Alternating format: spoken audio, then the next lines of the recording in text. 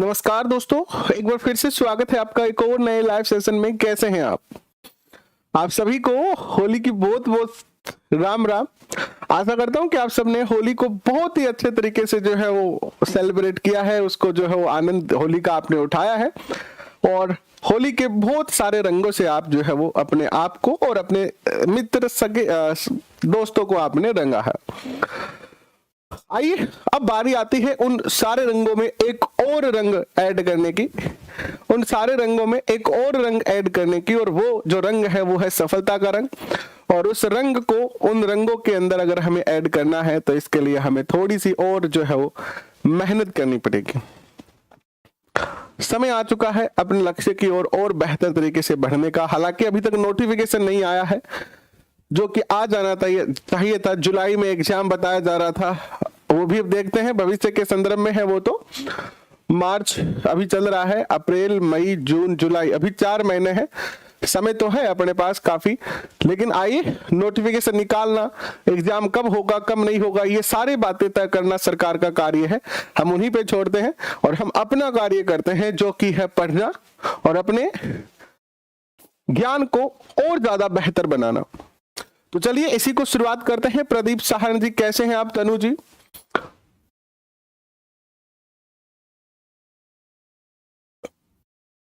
रंजीत जी कैसे हैं आप? आयुष वर्मा जी, एक कैसे हैं आप सबका हार्दिक स्वागत, अभिनंदन। नरेश पारिक जी स्वागत आपका, भक्ति सैनी जी स्वागत आपका, संतोष जी कैसे हैं आप? तो चलिए करते हैं शुरुआत आज के सेशन की। इससे पहले हमने जो है कक्षा 11 कंप्लीट कर ली है और हमने जो है कक्षा 12 जो है वो शुरुआत भी कर दी है, और उसकी जो है वो यूनिट नंबर 1 हम अभी डिस्कस कर रहे हैं, जिसका नाम है बुद्धि और अभिक्षमता। सेशन का समय हमने थोड़ा सा पहले करके जो है वो 12 बजे करने का प्रयास किया है, ताकि दिक्कतें ना रहे। तो अगर आप हमारे परिवार के सदस्य नहीं बने हैं विद्वान साथियों, तो आप इस परिवार के सदस्य जरूर बन जाएं। जैसे ही इस परिवार के आप सदस्य बनते हो, वैसे ही आप इस परिवार से संबंधित सारे सेशन देख पाएंगे और अपने रीड के लक्ष्य को आप बहुत आसानी से जो है वो क्रैक कर पाएंगे। इसके अलावा हमारा टेलीग्राम जो चैनल है, इसको भी आप जरूर जो है वो ज्वाइन कर ले, क्योंकि जब आप टेलीग्राम पे जुड़ेंगे तो हर सेशन की पीडीएफ, जितने भी हम सेशन कर रहे हैं, हर सेशन की पीडीएफ आपको जो है वो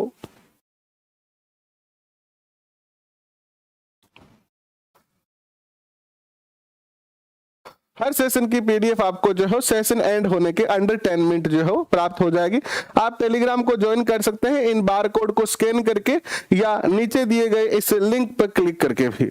तो आइए शुरुआत करते हैं बुद्धि और अभिक्षमता की। देखिए, लास्ट सेशन में हमने बुद्धि और अभिक्षमता की शुरुआत की थी और कहां तक पढ़ लिया था, इसकी एक बार थोड़ी सी चर्चा कर लेते हैं। हमने जो है वो बुद्धि और अभिक्षमता को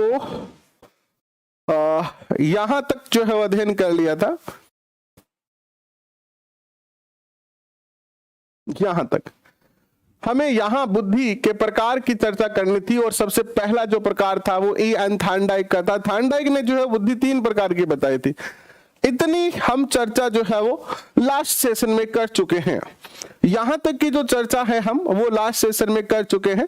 आइए यहां से जो है शुरुआत करते हैं। राम राम राजू जी कैसे हैं आप? मनोज कैसे हैं आप? अमवाज अहमद जी आप कैसे हैं? रिंकू जी स्वागत आपका, रंजू शर्मा जी स्वागत आपका। आशा करता हूं कि आप सभी अच्छे हैं। धर्मेंद्र जी कैसे हैं आप? तो आइए करते हैं शुरुआत आज के सेशन की। देखिए, बुद्धि को 3 टाइप में वर्गीकृत किया है किसने? थार्नडाइक ने। थार्नडाइक ने बुद्धि के 3 प्रकार बताए हैं और इन्होंने बताते हुए कहा कि बुद्धि 3 प्रकार की होती है। एक होती है आपकी सामाजिक बुद्धि, एक होती है आपकी अमूर्त बुद्धि और एक होती है मूर्त बुद्धि। आइए तीनों की चर्चा करते हैं। सबसे पहले सामाजिक बुद्धि की चर्चा करते हैं। यह वह सामान्य मानसिक क्षमता है जिसमें एक व्यक्ति अन्य व्यक्तियों को समझता है और उसके साथ कुशलता से व्यवहार करता है। सामाजिक बुद्धि वाले व्यक्तियों के सामाजिक संबंध जो होते हैं वो अच्छे होते हैं, जिससे उन्हें समाज में प्रतिष्ठा प्राप्त होती है। बहुत ही सिंपल सी बात कही गई है। सामाजिक बुद्धि का अर्थ क्या है? सामाजिक बुद्धि का अर्थ होता है कि हमारा समाज के अन्य लोगों के साथ कैसा व्यवहार है, अर्थात हम समाज में समायोजन कैसे करते हैं, समाज के अंदर हमारे प्रतिष्ठा कैसी है, हमारा समायोजन कैसा है। तो जिस व्यक्ति का यानी सामाजिक बुद्धि का आंकलन हम कैसे कर सकते हैं? जैसे आपको मेरी सामाजिक बुद्धि के बारे में जानना हो तो आप कैसे पता लगाएंगे? या तो आप मुझसे बात करें और मेरे व्यवहार का अवलोकन करके लगा सकते हैं, या फिर आप समाज में जाके मेरे बारे में पूछेंगे।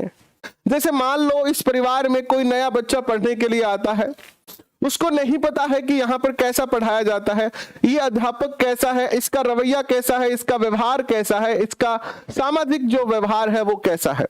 तो इसके लिए आप क्या कर सकते हैं? या तो कुछ सेशन हमारे देख सकते हैं, या आपके ऐसे साथी जो पहले से हमारे साथ अध्ययन कर रहे हैं, या इस परिवार के अन्य सदस्य जो यहाँ पर पहले से अध्ययन कर रहे हैं, उनसे आप क्या कर सकते हैं? उनसे आप चर्चा कर सकते हैं कि यार मैं यहाँ पर पढ़ूं कि नहीं पढ़ूं, ये कैसा बंदा है, सही है कि नहीं है, इसका व्यवहार कैसा है। तो ये सारी चीजें आप कैसे पता कर सकते हैं? इस तरीके से पता कर सकते हैं। तो सामाजिक बुद्धि में व्यक्ति के सामाजिक पक्ष को देखा जाता है कि व्यक्ति की सामाजिक स्थिति कैसी है, समाज के अन्य लोगों के साथ उसका व्यवहार कैसा है, और कैसे वो जो है वो समाज में समायोजन करता है। इन सभी बिंदुओं को जो है इसमें क्या किया जाता है? देखा जाता है। दूसरी जो बुद्धि आती है वो अमूर्त बुद्धि आती है, मूर्त बुद्धि आती है। मूर्त बुद्धि कौन सी होती है? देखिएगा, मूर्त का अर्थ क्या होता है? मूर्त का अर्थ होता है भौतिक वस्तुएं जो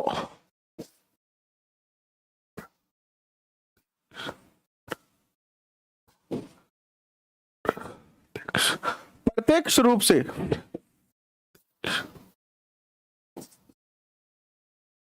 हमारे सामने है, वो वस्तुएं क्या कहलाती है? मूर्त वस्तुएं कहलाती है। जैसे ये पेन है, ये पेन आपके सामने है तो ये मूर्त है। आपके सामने पड़ा हुआ नोटबुक मूर्त है, आपके सामने पड़ा हुआ पेन, चेयर, टेबल, कुर्सी, आपका रूम, ये सारी मूर्त वस्तुएं हैं। मूर्त वस्तुएं उनको कहते हैं जो भौतिक रूप से हमारे सामने हो, प्रत्यक्ष हो। यह वह मानसिक क्षमता है जिसमें व्यक्ति ठोस वस्तुओं के महत्व को समझता है एवं उसका परिचालन उपयुक्त ढंग से अलग अलग परिस्थितियों में करना सीखता है। इस तरह की बुद्धि का प्रयोग व्यापार एवं व्यवसाय में किया जाता है। मूर्त बुद्धि का जो व्यक्ति होता है वो क्या बनता है? इंजीनियर,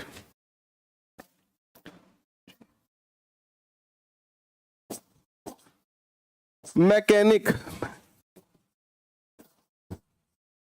आदि ऐसे काम ये जो है करता है। यानी जहां कल्पना ना करनी पड़े, जहां प्रत्यक्ष चीजों पर, यांत्रिक बुद्धि भी इसको कहते हैं, गामक बुद्धि भी इसको कहते हैं। बिल्कुल, इस बुद्धि को आप क्या कह सकते हैं? यांत्रिक बुद्धि भी कह सकते हैं, क्योंकि इसमें यंत्रों से संबंधित जो है वो जानकारी ज्यादा रहती है। इस बुद्धि को आप गामक बुद्धि भी जो है वो कह सकते हैं। बिल्कुल, ये बात सत्य है। तो इसमें इंजीनियर, मैकेनिक आदि वर्ग के जो है लोग आते हैं। ठीक है,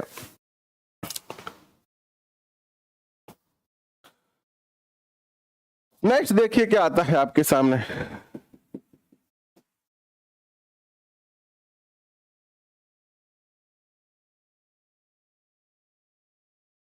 नेक्स्ट आता है अमूर्त बुद्धि।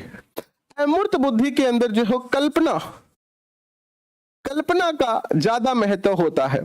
अमूर्त बुद्धि वह मानसिक क्षमता है जिसमें व्यक्ति गणितीय एवं शाब्दिक संकेतों एवं चिन्हों के संबंधों को समझ पाता है और उसकी उचित व्याख्या जो है वो कर पाता है। अधिक अमूर्त बुद्धि वाले व्यक्ति सफल कलाकार, चित्रकार, गणितज्ञ आदि बनते हैं। यानी अमूर्त बुद्धि में मुख्यतः जो है वो मूर्त वस्तुओं की आवश्यकता नहीं होती है। यहां पर आप अपनी कल्पना के माध्यम से जो है वो क्या कर सकते हैं? चीजों की कल्पना करके भी उनका अध्ययन कर सकते हैं। तो मूर्त बुद्धि जो होती है वो कैसी बुद्धि होती है, सॉरी अमूर्त बुद्धि जो होती है उसे आप क्या कह सकते हैं, काल्पनिक बुद्धि, काल्पनिक बुद्धि भी इसको आप कह सकते हैं। और इस बुद्धि के व्यक्ति जो है वो कलाकार, चित्रकार, गणितज्ञ, संगीतज्ञ आदि बनते हैं, बुद्धि के सिद्धांतों की चर्चा करते हैं। यहां से बहुत सारे क्वेश्चन पूछे जाते हैं। अभी माध्यमिक शिक्षा बोर्ड कक्षा 12 हम अध्ययन कर रहे हैं विद्वान साथियों। मनोवैज्ञानिकों के द्वारा प्रतिपादित दोनों समूह के सिद्धांत निम्नलिखित हैं। देखिएगा, सबसे पहले बात करते हैं स्पीयरमैन की। स्पीयरमैन ने बुद्धि के द्विकारक सिद्धांत दिया है। हालांकि इससे पहले स्पीयरमैन ने जो है वो बुद्धि का एक तत्व सिद्धांत भी दिया है, जो इसमें नहीं लिखा है। स्पीयरमैन का एक तत्व सिद्धांत,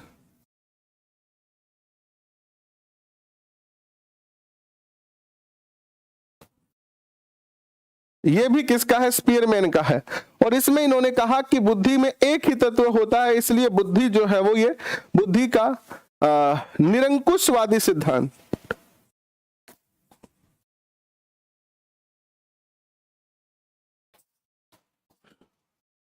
बुद्धि का निरंकुशवादी सिद्धांत भी इन्होंने इसको जो है कहा है। इसके बाद स्पीयरमैन ने बुद्धि का द्विकारक या द्वितत्व सिद्धांत दिया है। क्या कहते हैं इसमें द्विकारक तत्व सिद्धांत में? इसके अलावा जो है गिलफोर्ड का बहुकारक सिद्धांत आता है, केटल का सिद्धांत आता है और गार्डन का बहुबुद्धि सिद्धांत आता है। सबसे पहले हम स्पीयरमैन का द्विकारक सिद्धांत की जो है वो विस्तार से चर्चा करते हैं। इस चैप्टर में हम ये सारे सिद्धांत पढ़ेंगे। हालांकि इन सिद्धांतों के अलावा भी कुछ सिद्धांत हैं जिनकी हम जो है चर्चा आगे वाले, अभी इस कक्षा 12 के बाद मैं आपको फिर से टॉपिक वाइज जो है वो अलग तरीके से करवाऊंगा, और अब की बार आपको ट्रिक के साथ करवाने वाला हूं मैं मनोविज्ञान। तो वहां से आपको ये सारी चीजें और ज्यादा विस्तार में हम जो बढ़ाएंगे। अभी हम केवल उतना पढ़ रहे हैं जितना हमारी माध्यमिक शिक्षा बोर्ड कक्षा 12 में लिखा हुआ है। एक बार सारे बच्चे मिलकर इस सेशन को शेयर जरूर कर दें ताकि बाकी बच्चों तक ये पहुंच पाए, और लाइक अगर आपको पसंद आ रहा है तो कर सकते हैं। देखिएगा, स्पीयरमैन ने 1904 में जो है इस सिद्धांत का प्रतिपादन किया। इन्होंने जो है वो प्रयोगात्मक अध्ययनों को कारक विश्लेषण पद्धति से प्राप्त कर उनके आंकड़ों का विश्लेषण किया और फलस्वरूप बुद्धि की संरचना के दो कारक बताए। इन्होंने कहा एक तो सामान्य बुद्धि होती है, जैसे आप जनरल इंटेलिजेंस कह सकते हैं, और दूसरी होती है विशिष्ट कारक बुद्धि, जिसे आप स्पेसिफिक फैक्टर कहते हैं। यानी इन्होंने जो है वो दो चीजें बताई, एक तो जी फैक्टर जीएफ, और दूसरा इन्होंने बताया क्या, SF यानी स्पेसिफिक फैक्टर। तो इस प्रकार से जो है दो प्रकार की इन्होंने बुद्धि बताई। स्पीयरमैन का यह मानना था कि हर व्यक्ति में मानसिक कार्य करने की सामान्य क्षमता भिन्न भिन्न पाई जाती है। यानी हर व्यक्ति में जो भी मानसिक क्रियाएं हम करते हैं वो अलग अलग तरीके से करते हैं। मान लेते हैं हम कि एक बच्चे को हम ये कहें कि ये जो है वो प्लस करो, छोटे बच्चों की बात कर रहे हैं हम, इसकी प्लस करनी है, तो दो बच्चों को देंगे हम ये, एक तो ए को कहा और एक बी को कहा। तो ए तो इसको ऐसे करेगा 1 2 3 4, 1 2 3 4, और आगे 4 लिख देगा नीचे। दूसरा क्या करेगा, इसी प्लस को जो है वो सीधे भी कर सकता है कि 2 और 2 4। यानी हर कार्य को, जितने भी मानसिक क्रियाएं होती है उसको हर व्यक्ति अलग तरीके से करता है। एक ही कार्य को अगर अलग अलग व्यक्तियों से करवाए हम, तो वो सभी उस कार्य को अलग अलग ढंग से करेंगे कि नहीं करेंगे। तो देखिएगा, स्पीयरमैन का यह मानना है कि हर व्यक्ति के मानसिक कार्य करने की सामान्य क्षमता भिन्न भिन्न पाई जाती है, जिन्हें हम जी कारक कहते हैं। जनरल कारक में कौन कौन से कार्य होते हैं, जैसे कि शर्ट के बटन बंद करना, बटन बंद करना, जूतों के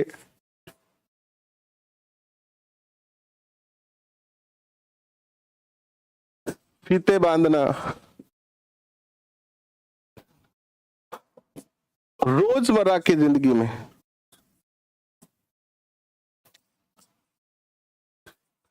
जीवन के सभी कार्य, हमारे जीवन के सभी कार्य हम जर्नल बुद्धि से ही करते हैं।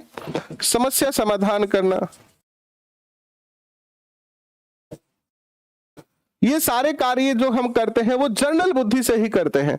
और स्पीयरमैन ने जर्नल बुद्धि के अध्ययन पर ही विशेष जो है जोर दिया। इन्होंने स्पीयरमैन ने जर्नल बुद्धि के अध्ययन पर ही जो है मुख्यतः क्या दिया था, जोर दिया था। अपना पूरा फोकस इन्होंने जर्नल बुद्धि पर ही रखा था। इसी कारक को मानसिक जो है वो ऊर्जा भी कहा जाता है, मेंटल एनर्जी भी इसको जो है वो कहा जाता है, इसकी संज्ञा इसको दी जाती है। स्पीयरमैन के अनुसार व्यक्ति मानसिक कार्यों को करने में जितना सफल होगा उसका जी कारक उतना ही अधिक जो है वो माना जाएगा। इसे एक जन्मजात कारक माना जाता है। दूसरी तरफ स्पीयरमैन ने यह भी मानना था कि कुछ मानसिक कार्य एक दूसरे से भिन्न होते हैं और उन्हें करने के लिए व्यक्ति में विशिष्टता होनी जरूरी है, जिन्हें एस कारक कहते हैं। एस कारक की मात्रा भिन्न कार्यों में भिन्न भिन्न होती है और इन कारक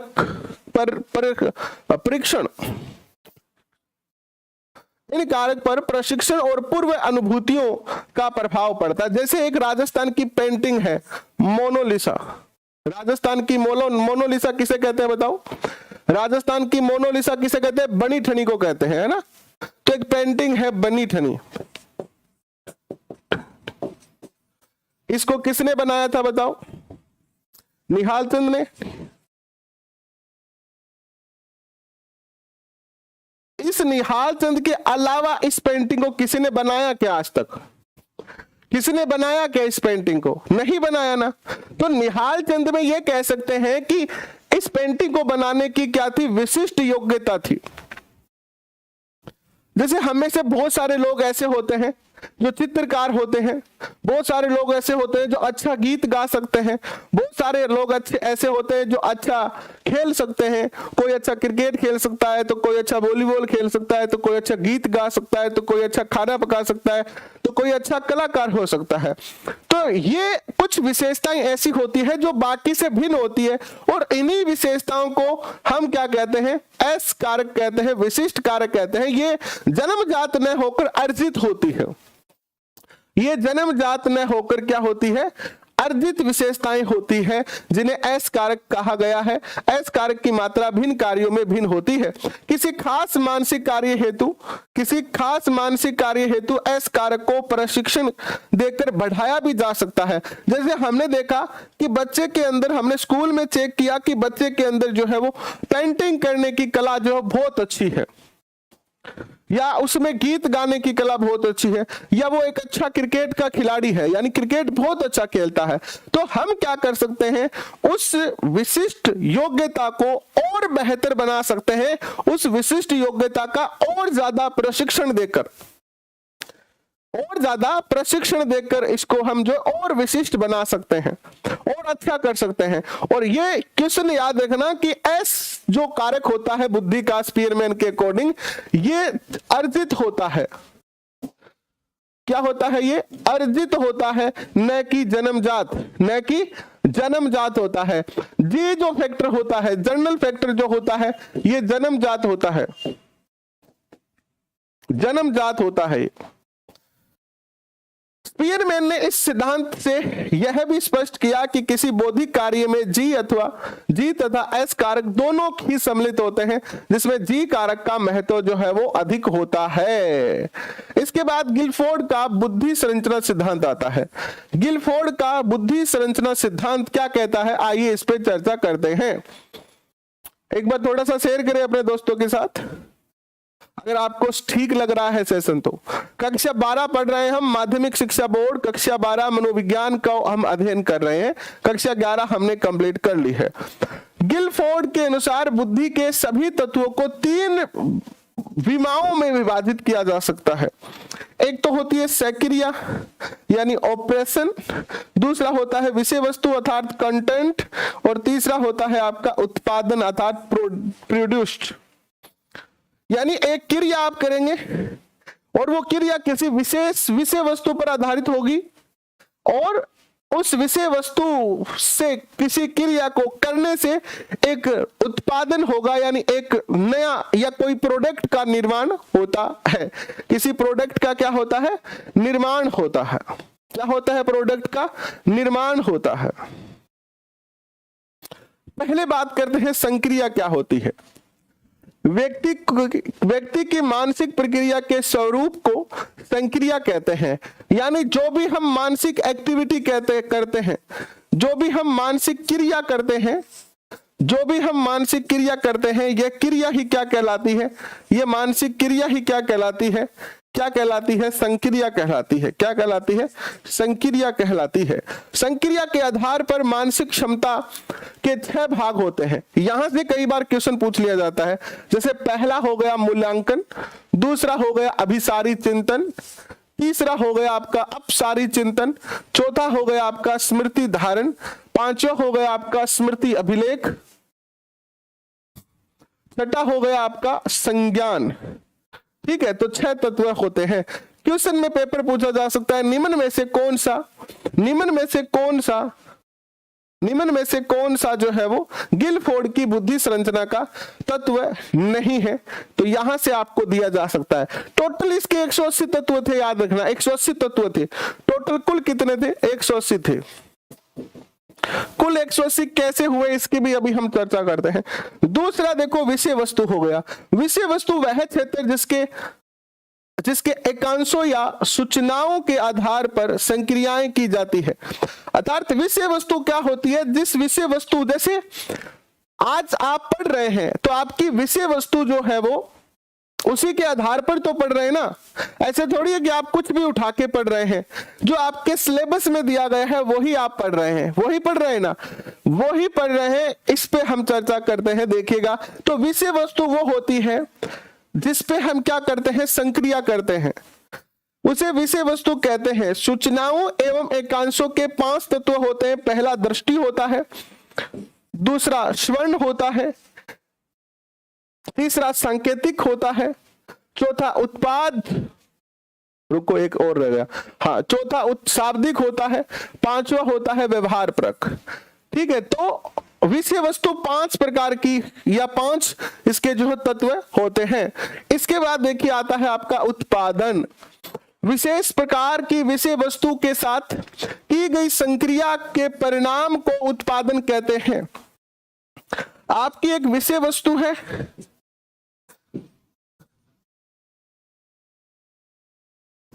उस विषय वस्तु के आधार पर आप क्या कर रहे हैं? संक्रिया कर रहे हैं। तो भैया विषय वस्तु के आधार पर संक्रिया करेंगे तो कुछ ना कुछ तो उत्पाद होगा ही, कुछ ना कुछ तो उत्पादन होगा ही ना। आज आप रीट के सिलेबस के अकॉर्डिंग पढ़ रहे हैं तो इसका कोई ना कोई तो परिणाम निकलेगा, आप सफलता प्राप्त करेंगे ही। तो जब हम किसी विषय वस्तु के आधार पर क्रिया करते हैं तो उसका एक उत्पाद तो निकलता है। तो यहां पर भी एक उत्पाद है। विशेष प्रकार की विषय वस्तु के साथ की गई संक्रिया के परिणाम को उत्पाद कहते हैं। गिलफोर्ड के अनुसार परिणाम के 6 भाग हो सकते हैं या उत्पाद के 6 भाग हो सकते हैं। जैसे यूनिट हो सकता है, जैसे कि वर्ग हो सकता है, जैसे कि संबंध हो सकता है, जैसे कि संबंध पद्धति हो सकती है, जैसे कि रूपांतरण हो सकता है, जैसा कि आशय हो सकता है। तो ये 6 जो है वो इसके क्या हो सकते हैं? उत्पाद हो सकते हैं। गिलफोर्ड ने इन सिद्धांत के अनुसार बुद्धि की व्याख्या 3 विमाओं के आधार पर की और इन तथा हर विमा के कई कारक हैं। संक्रिया विमा के 6 कारक, विषय वस्तु के 5 कारक और उत्पाद बीमा के 6 कारक दिए गए हैं। और इसी तरह कुल टोटल मिला के 6 × 5 × 6 कितने हो गए? 180 कारक हो गए। इस सिद्धांत में आपको यह याद रखना है, बस इस सिद्धांत में आपको यही बात याद रखनी है कि गिलफोर्ड ने बुद्धि के कितने तत्व बताए हैं। यही बात आपसे पूछी जाएगी और ये पूछा जा चुका है। तो कितने तत्व हैं वर्तमान में बुद्धि के? वर्तमान में जो बुद्धि के तत्व हैं बबीता जी, वो है 180 तत्व टोटल मिलाकर। कितने हैं भैया? 180 तत्व हैं। ठीक है,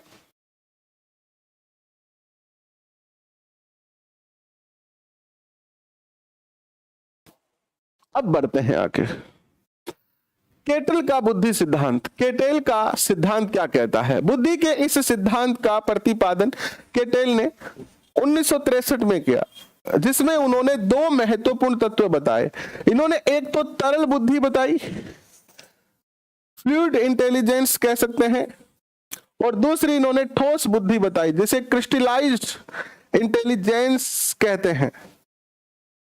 क्वेश्चन पूछा जाएगा, निम्न में से किसने तरल बुद्धि का सिद्धांत दिया? तरल बुद्धि का सिद्धांत दिया, किसने तरल बुद्धि का सिद्धांत दिया? तो आपका उत्तर होगा केटल ने दिया। याद रह जाएगा, किसने तरल बुद्धि का सिद्धांत दिया था? केटल ने तरल बुद्धि का जो है वो सिद्धांत दिया था। अरुण कुमार 120 पहले है, अभी वर्तमान में 180 हो चुका है। आपने ऊपर भी 120 ही कमेंट किया था, अभी वर्तमान की बात कर रहे हैं, 180 हो गया है।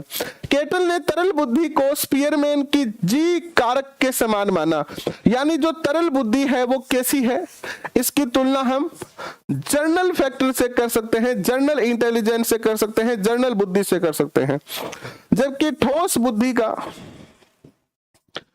बुद्धि की तुलना हम जो कर सकते हैं वो स्पेसिफिक बुद्धि से यानी एस फैक्टर से कर सकते हैं। तो जो तरल बुद्धि का सिद्धांत है वो किससे मिलता जुलता है? यह जो है वो स्पीयरमैन के सिद्धांत से जो है वो मिलता जुलता सिद्धांत ही है।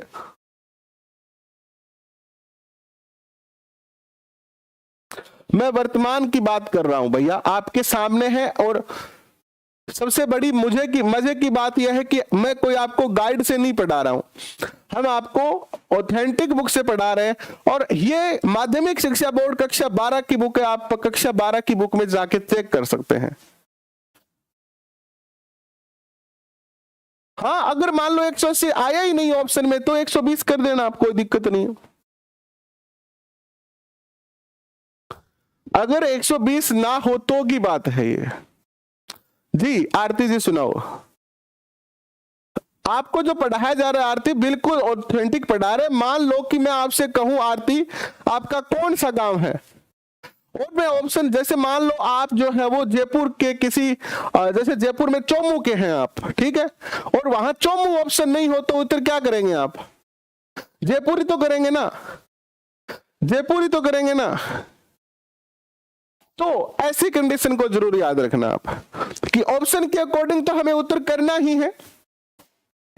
देखिए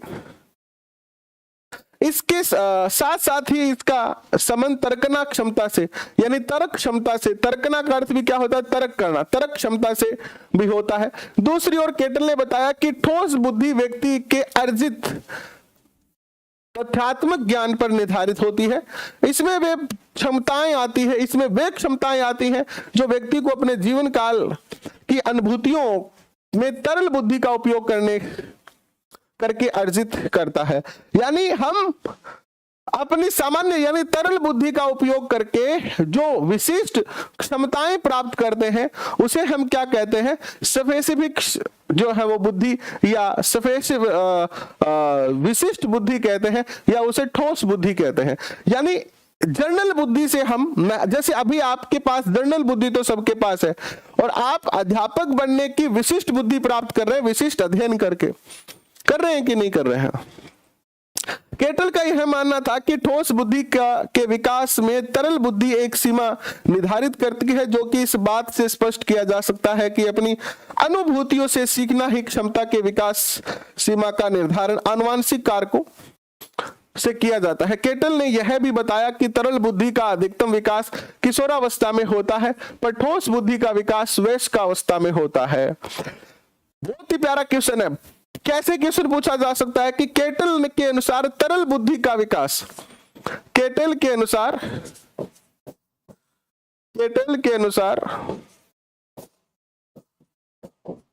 तरल बुद्धि का विकास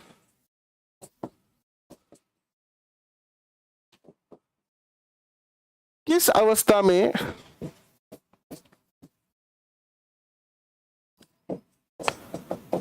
सबसे ज्यादा होता है? ऐसे क्वेश्चन है ना आपको गाइड में नहीं मिलेंगे, और यहां से जब क्वेश्चन बनते हैं वो ऑथेंटिक क्वेश्चन तो आपको पता है होते ही हैं। तो सबसे ज्यादा किशोरावस्था में, और सबसे ज्यादा ठोस बुद्धि का विकास जो होता है वो प्रौढ़ावस्था में कह लीजिए या वयस्कावस्था में होता है। इसके बाद गार्डनर का बहुबुद्धि सिद्धांत, ये भी बहुत बेहतरीन सिद्धांत है। इसके अलावा भी बहुत सारे सिद्धांत हैं, उनकी भी हम आगे चर्चा जो है वो करने वाले हैं। अभी बात करते हैं गार्डनर के बहुबुद्धि सिद्धांत की। गार्डनर ने 1989 में अपने प्रतिपादित सिद्धांत में कुछ महत्वपूर्ण बातें बताई कि बुद्धि एकाकी न होकर बहुकारकीय स्वरूप में होती है। बुद्धि जो है वो एकाकी यानी एक कारक वाली न होकर बहुकारकीय स्वरूप में होती है, तथा ये भी बताया कि सामान्य बुद्धि में 7 क्षमताएं होती है।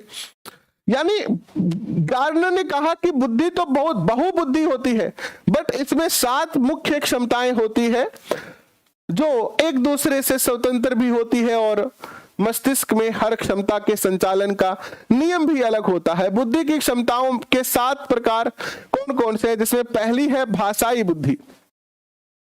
वाक्यों या शब्दों का बोध क्षमता, शब्दावली, शब्दों के क्रम के बीच संबंधों का पहचानने की क्षमता क्या है, भाषाई बुद्धि है।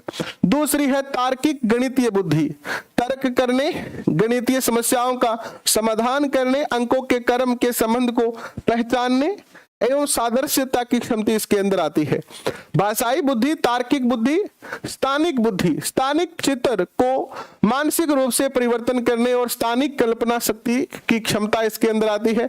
शारीरिक गतिक बुद्धि, शारीरिक गतिक बुद्धि पर नियंत्रण करने की क्षमता और सावधानी पूर्वक वस्तु का उपयोग करने की क्षमता इसमें आती है।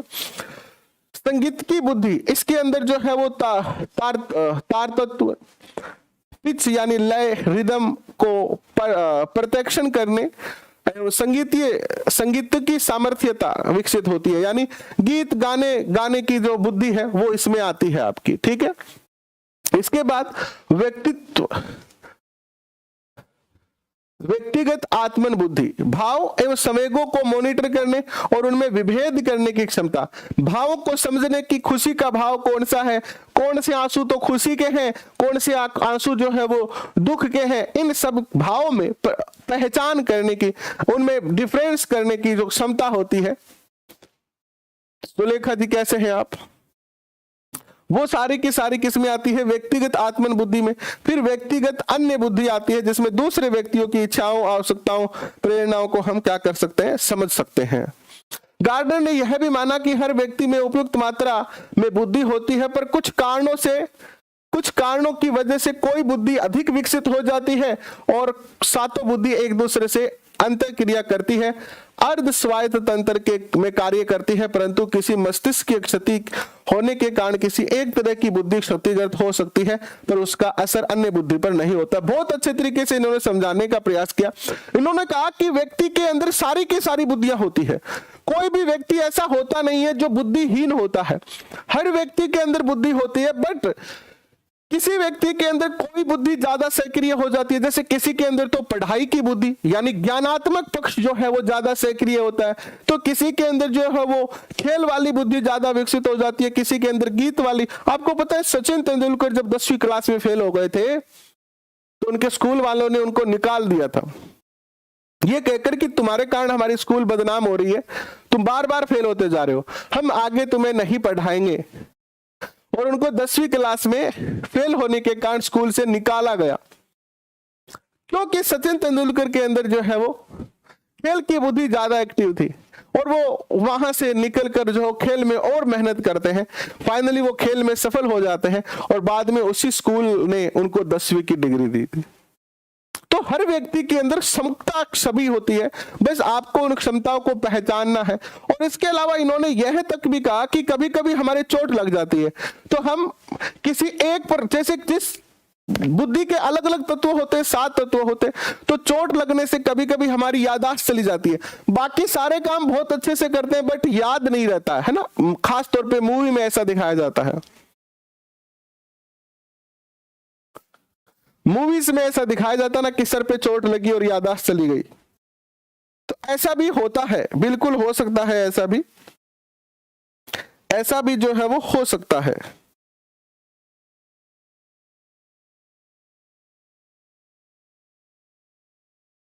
चलिए आगे बढ़ते हैं। नेक्स्ट देखिए,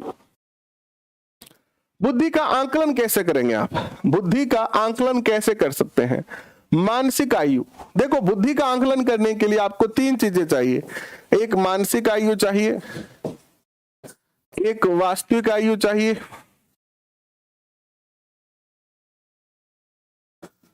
और मल्टीप्लाई में 100 चाहिए। यही तो सूत्र है। तो मानसिक आयु, व्यक्ति की आयु को मनोवैज्ञानिकों ने 2 भागों में बांटकर अध्ययन किया। एक तथेथिक आयु कहते हैं इसको, यानी क्रोनोलॉजिकल एज, और दूसरी मानसिक आयु अर्थात मेंटल एज। तथेथिक आयु यानी क्रोनोलॉजिकल एज कौन सी होती है? व्यक्ति के जन्म से लेकर और आज तक, जैसे मैं आज जितने भी साल का हूं, ये मेरी कौन सी है, इसे आप क्या कहते हैं शॉर्ट में? CA नहीं कहते हैं क्या? सूत्र में ऐसे तो लिखते हैं MA/CA मल्टीप्लाई 100। तो ये CA कैजुअल एज कह लीजिए या क्रोनोलॉजिकल एज कह लीजिए, इसको दोनों ही सही है। मेंटल एज तथेथिक आयु कहा जाता है। इसे व्यक्ति की वास्तविक आयु भी कहते हैं, जो जन्म से लेकर जन्म के दिन से प्रारंभ हो जाती है। जिस दिन आपका जन्म हुआ उसी दिन से यह आयु प्रारंभ हो जाती है।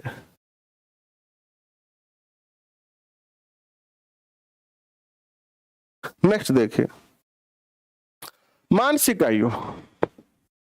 मानसिक आयु दूसरे प्रकार की आयु होती है जिसके संदर्भ में कुटमैन ने कहा कि इसका निर्धारण अपने ही उम्र या अपने से कम या अधिक उम्र के औसत निष्पादन के साथ तुलना करके प्राप्त किया जाता है।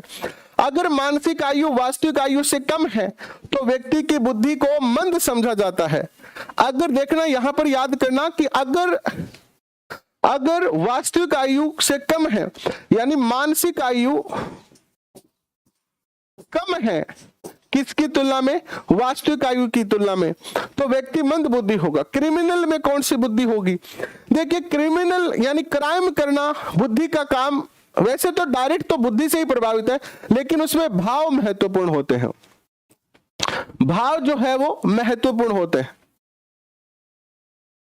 भाव, जैसे आपने इसको पढ़ा है सिगमंड फ्राइड को, उसने एक थेनाटोस बताया है, थेनाटोस है ना। तो थेनाटोस विध्वंसक होता है। तो क्रिमिनल की भी जो भाव होते हैं उसके मन में, वो विध्वंस करने वाले होते हैं, दूसरों को हानि पहुंचाने वाले होते हैं, दूसरों को कष्ट देने वाले होते हैं।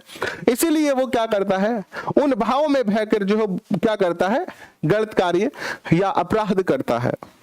जो व्यक्ति की बुद्धि को मंद समझा जाता है, जब व्यक्ति की आयु तथेथिक आयु से अधिक होती है तो व्यक्ति की बुद्धि तीव्र मानी जाती है। यानी अगर ये मानसिक आयु ज्यादा है तो IQ भी आपकी ज्यादा होगी। एक उदाहरण के जरिए समझ लेते हैं, आगे एक उदाहरण कर लेंगे।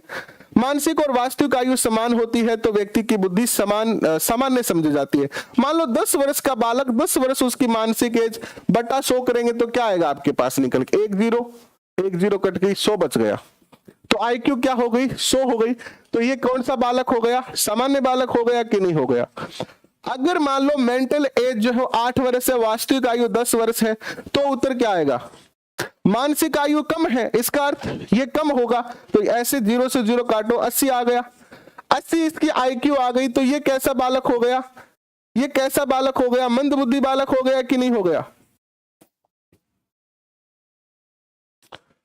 या पिछड़ा बालक होता है 80 वाला। अगर मान लो ऐसे कर देते हैं इसको 12/10, तो मानसिक आयु ज्यादा हो गई वास्तविक आयु से, तो यहां पर जो बालक होगा वो कैसा होगा? प्रखर बुद्धि होगा या प्रतिभाशाली, 120 से ऊपर, है ना। तो इस प्रकार से हम कह सकते हैं कि जिस बालक की मानसिक आयु वास्तविक आयु से ज्यादा है वह बालक क्या होगा? प्रखर बुद्धि होगा। जिस बालक की वास्तविक आयु मानसिक आयु से ज्यादा है, यानी वास्तविक आयु ज्यादा है और मानसिक आयु कम है, तो वहां बच्चा जो है मंद बुद्धि होगा। और जहां पर वास्तविक आयु और मानसिक आयु दोनों बराबर है, जहां पर वास्तविक आयु और मानसिक आयु दोनों बराबर है, वहां बच्चा जो होगा वो क्या होगा? सामान्य बुद्धि का होगा। वहां पर बच्चा जो होगा वो क्या होगा? सामान्य बुद्धि का होगा। जी नीरज जी, बिल्कुल विध्वंस से संबंधित है।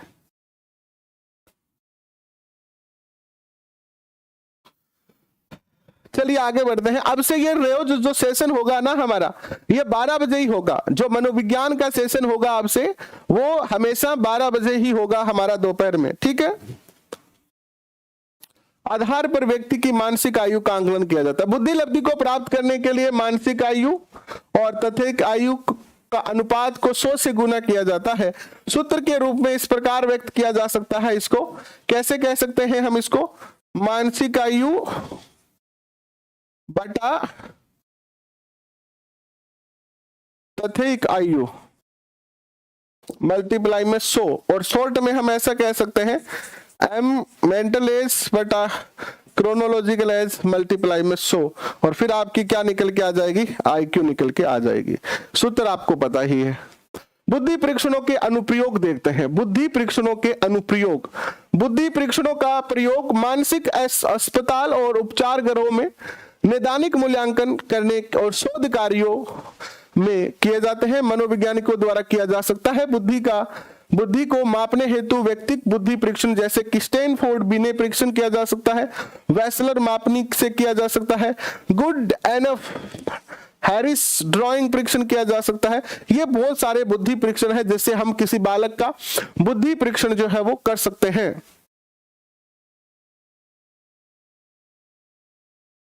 ठीक है,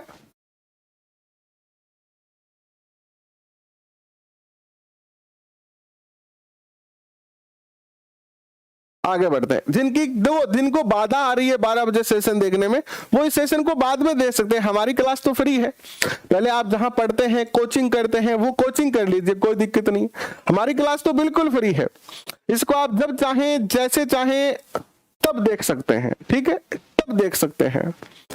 आधुनिक मनोवैज्ञानिकों के अनुसार बुद्धि परीक्षणों की मुख्य उपयोगिताएं निम्नलिखित है। जो हम बुद्धि परीक्षण करते हैं, इन बुद्धि परीक्षणों का उपयोग क्या है, यानी क्या काम आते हैं बुद्धि परीक्षण? बुद्धि परीक्षण से जो डाटा निकल के आते हैं वो क्या काम आते हैं, किस लिए वो उपयोगी है? आइए इसकी चर्चा करते हैं।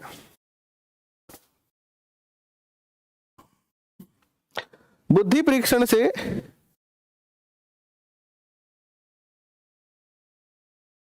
बुद्धि परीक्षण के क्या उपयोग है?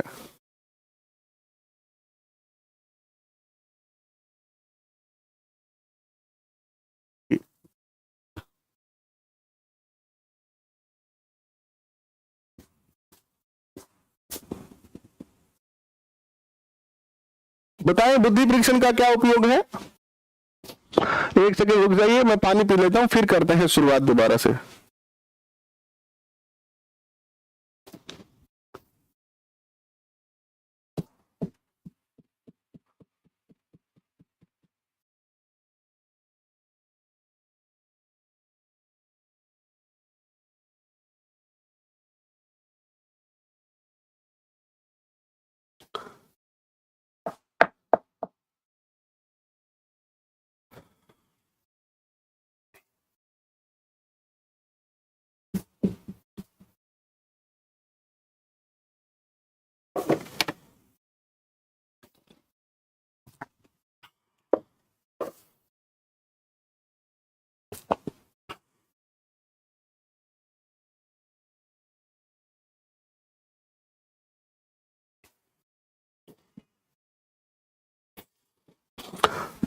देखिए, बुद्धि परीक्षण के उपयोगों की चर्चा करते हैं कि बुद्धि परीक्षणों का क्या उपयोग किया जा सकता है। 12 बजे बीएड कॉलेज की क्लास होती है, कोई बात नहीं। आपको तो 2 बजे भी आपकी समस्या है, 12 बजे भी आपको समस्या है, कोई बात नहीं है, बाद में देख सकते हैं जिनको समस्या है वो। सामान्य बौद्धिक स्तर का आकलन कर सकते हैं। हम आईक्यू से एक बच्चे का पता कर सकते हैं कि उसकी आईक्यू से हम उसका बौद्धिक स्तर का आकलन कर सकते हैं। सामान्य बौद्धिक स्तर का आकलन बुद्धि परीक्षणों की स्पष्ट उपयोगिता को दर्शाते हैं। जैसे मैं ये कहूं कि ए की आईक्यू जो है वो 100 है, बी की आईक्यू जो है वो 120 है, सी की आईक्यू जो है वो 80 है, और डी की आईक्यू जो है वो 50 है। तो आप ए बी सी डी इन चारों के ऊपर अपनी राय दे सकते हैं कि नहीं दे सकते हैं? आप इन चारों बच्चों के इन आंकड़ों के आधार पर इनके व्यक्तित्व, इनकी बुद्धि का आकलन कर सकते हैं कि नहीं कर सकते कि जी बी ए तो जो है वो एक सामान्य बालक है, बी एक प्रतिभाशाली बालक है, सी एक जो है वो पिछड़ा बालक है, और डी जो है एक क्या है, इसकी 50 है, तो डी जो है वो क्या है, एक मंद बुद्धि बालक है। आपको कुछ और तो हमने बताया ही नहीं, हमने तो ये कहा कि एक IQ शो है, तो आपने बता दिया कि सामान्य बालक है। तो इसलिए हम कह सकते हैं कि हाँ, हम जो है वो बुद्धि IQ से जो है वो बुद्धि परीक्षण से जो है वो क्या कर सकते हैं, बालक का शैक्षिक आंकलन जो है कर सकते हैं कि वो कैसा है शिक्षा के अंदर। ठीक है। मनोवैज्ञानिकों के अनुसार बुद्धि परीक्षणों का प्रयोग करते हुए व्यक्ति के वर्तमान अंतःशक्ति को ज्ञात कर उसे आधार रेखा मानकर उसकी जो है वर्तमान उपलब्धियों का मूल्यांकन किया जाता है, और इसकी मदद से व्यक्ति की समस्याओं के बारे में प्राकल्पना बनाई जा सकती है। शैक्षिक सफलता का पूर्व कथन किया जा सकता है। जैसे मैं आपको ये कह दूं कि एक बालक गणित के अंदर जो है वो 100 से 99 नंबर लेके आया है, तो आप इसका पूर्व कथन कर सकते हैं कि बालक आगे चलकर एक बेहतरीन इंजीनियर बन सकता है। कर सकते हैं कि नहीं कर सकते? अगर मैं आपको ये कह दूं कि एक बालक की IQ जो है वो 140 है, तो आप ये कह सकते हैं कि गुरुजी अगर ए टाबर की IQ 140 है, नहीं तो वो तो रीट में पास ही मानो थे, वो तो रीट में पास मानो, वो तो रीट में बिल्कुल सेलेक्ट हो जाए वो। हम ये कह सकते हैं कि नहीं कह सकते हैं?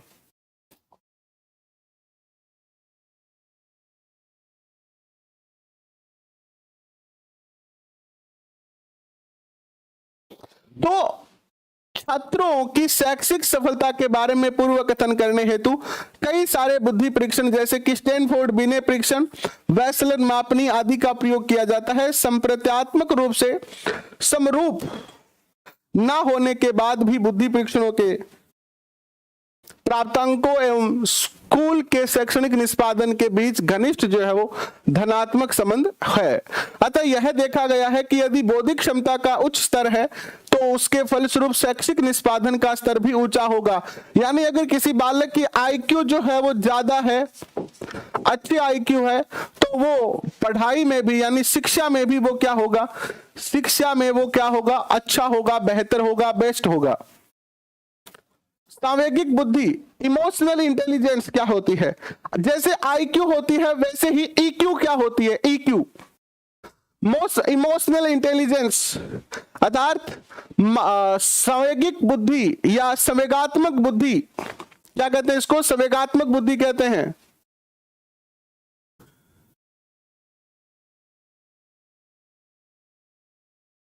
देखिए, सामान्य तौर पर यह कहा जाता है कि व्यक्ति की बुद्धि लब्धि उसकी सफलताओं और उपलब्धियों का आधार होती है। जैसे जितना अधिक बुद्धि लब्धि उतनी ही अधिक उपलब्धियां। पर वर्तमान में हुए आधुनिक शोधों से यह साबित हो गया कि व्यक्ति के जीवन की सफलताओं का केवल 20% हिस्सा ही IQ पर डिपेंड करता है। बाकी 80% हिस्सा जो है वो किस पर डिपेंड करता है? इमोशनल इंटेलिजेंस पर जो है वो डिपेंड करता है। मैं इसका उदाहरण देके बताता हूं आपको। इसका उदाहरण देके बताता हूं कि एक बच्चा है जिसकी IQ कितनी है? इसकी IQ 140 है। एक बच्चा है जिसकी IQ क्या है? 140 है। यानी एक बच्चे की IQ 140 है, लेकिन उसकी जो रुचि है वो किस में है? पेंटिंग में है। मान लीजिए पेंटिंग में उसकी रुचि है, तो क्या वो बच्चा पढ़ाई में होशियार होगा? क्या वो बच्चा पढ़ाई में होशियार होगा क्या? क्योंकि उसका जो इमोशन है, उसका जो भाव है वो किसके साथ जुड़ा हुआ है? पेंटिंग के साथ जुड़ा हुआ है। जैसे मैंने आपको सचिन तेंदुलकर का उदाहरण दिया कि सचिन तेंदुलकर का जो भाव था वो किसके साथ जुड़ा हुआ था? बुद्धि, जो इमोशनल जो था, इमोशन जो था वो किसके साथ जुड़ा हुआ था? खेल के साथ जुड़ा हुआ था। तो हाई बुद्धि लब्धि होते हुए भी हम उसी चीज में अच्छा कर पाएंगे जिस चीज में हमारे भाव जुड़े होंगे। आज आप रीट के लिए 12 बजे तक, 1 बजे तक, 2 बजे तक पढ़ते हो कि नहीं पढ़ते हो? क्या आपको सारे दिन घर वाले कहते हैं कि बेटा पढ़ ले फेल हो जाओ, बेटा पढ़ ले फेल हो जाओ? कहते हैं क्या? लेकिन याद करो जब आप 8वीं में 10वीं में पढ़ते थे 10वीं के बोर्ड में तो ऐसा कोई घर नहीं है जहां पर टीवी बंद करके ऊपर ना रखे गए हो, डिश का कनेक्शन ना कटवाया गया हो, खेल पर प्रतिबंध न लगाया गया हो। क्यों? उस टाइम हमें घर वाले क्यों कहते थे पढ़ने के लिए बार बार? उस टाइम घर वाले बार बार इसलिए कहते थे क्योंकि वहां हम पढ़ाई से इमोशनली नहीं जुड़े होते थे। हमारे लिए पढ़ना जो है वो रुचिकर नहीं होता था, पढ़ाई से हमें ज्यादा इमोशन हमारे नहीं जुड़े हुए थे। लेकिन आज हम पढ़ाई क्यों कर रहे हैं? क्योंकि ये हमारे इमोशन से जुड़ी हुई है। आज एक बच्चे का फोन आया कि सर बहुत दिन हो गए, बेरोजगारी बहुत ज्यादा परेशान कर रही है, क्या करूं, मुझे अब की बार निकलना है। सरकार कह रही है कि पेपर होगा 20 जुलाई को, अभी तक ना नोटिफिकेशन दिया है, ना ही इन्होंने जो है वो सिलेबस डाला है, और इन्होंने कहा था कि 15 तारीख को हम बता देंगे, लेकिन अभी तक कुछ नहीं बताया। पता नहीं क्या होगा, पिछला पेपर रद्द हो गया, कुछ भी समझ में नहीं आ रहा है। पढ़ते हैं तो पढ़ते टाइम ऐसा लगता है कि पता नहीं आज हम ये पढ़ रहे हैं, कल को अगर सिलेबस चेंज हो गया तो क्या करेंगे, फिर से दोबारा नई शुरुआत करनी पड़ेगी। तो मैं बहुत परेशान हूं। यानी आप खुद जो है वो अपनी पढ़ाई को लेकर, अपने भविष्य को लेकर, अपने रोजगार को लेकर क्या है, चिंतित हैं। और यह क्यों चिंतित हैं आप? क्योंकि आप इन सारे चीजों के साथ इमोशनली क्या है, कनेक्ट हो गए हैं। आप इन सभी चीजों के साथ भावात्मक रूप से कनेक्ट हो गए हैं। बचपन में आपको कोई कहता था कि तू फेल हो जाएगा तो इतना ज्यादा दुख को नहीं होता नहीं, क्योंकि वहां हमारे को कोई ज्यादा फर्क नहीं पड़ता था। हम पढ़ाई से ज्यादा बचपन में खेलने को महत्व देते थे, क्योंकि खेलना हमारे लिए ज्यादा इमोशनली जो था वो उस टाइम कनेक्ट था। आज हमारे लिए पढ़ाई ज्यादा इमोशनली कनेक्ट है। तो जब हमारे साथ जो भावात्मक रूप से जुड़ी होगी चीजें, हम उन्हीं के साथ ज्यादा जो है क्या रहते हैं, कनेक्ट रहते हैं। तो हम कह सकते हैं कि नहीं कह सकते? बताओ, हम कह सकते हैं कि नहीं कह सकते कि हमारी सफलता के अंदर जो है वो किसका महत्वपूर्ण योगदान है? हालांकि ऐसा नहीं है कि आईक्यू का बिल्कुल भी नहीं है, आईक्यू का भी है, लेकिन 20% आईक्यू का योगदान है और बाकी 80% हमारा इमोशनल इंटेलिजेंस का हाथ है। इस बात को आप स्वीकार करते हैं? इस बात को स्वीकार करते हैं क्या आप? अगर स्वीकार करते हैं तो इस सेशन को शेयर करें अपने दोस्तों के साथ। क्वेश्चन पूछा जा सकता है, ये याद रखना आप। इसके बाद देखिएगा, अमेरिकी मनोवैज्ञानिक शेलोवी और मेयर ने 1990 में संवेगात्मक बुद्धि पद का प्रतिपादन किया और इसका तात्पर्य जीवन के सांवेगिक पहलू के संबंध क्षमता के एकीकरण से। यानी क्वेश्चन पूछा जा सकता है कि सांवेगिक बुद्धि का प्रतिपादन जो किया था वो किसने किया था? अमेरिकी मनोवैज्ञानिक शेलोवी और मेयर ने किया था। सांवेगिक बुद्धि को सामाजिक बुद्धि का एक प्रकार माना जाता है।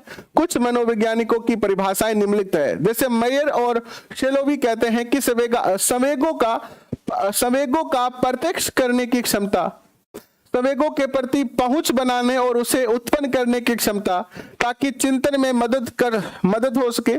संवेग एक संवेगात्मक ज्ञान को समझा जा सकता है। संवेग एवं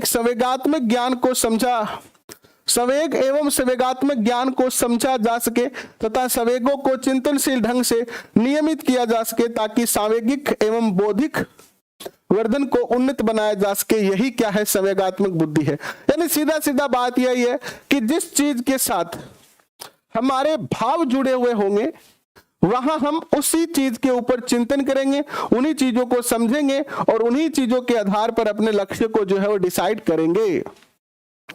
इसके बाद देखिएगा,